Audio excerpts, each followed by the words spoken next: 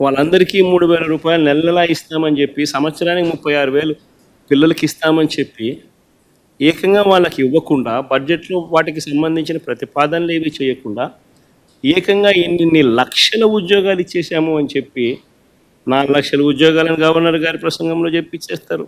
Socio economic survey release చేసి 27,07,752 ఉద్యోగాలు ఇప్పటికే ఇచ్చేసాము అని చెప్పి చెప్తా ఉన్నారు.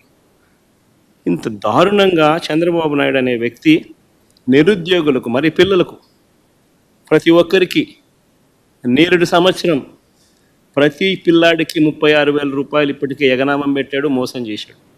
ఈ సంవత్సరం బడ్జెట్లో కూడా మరో 36,000 పిల్లలకు మోసం చేసి ఎగనామం పెడతా ఉన్నాడు.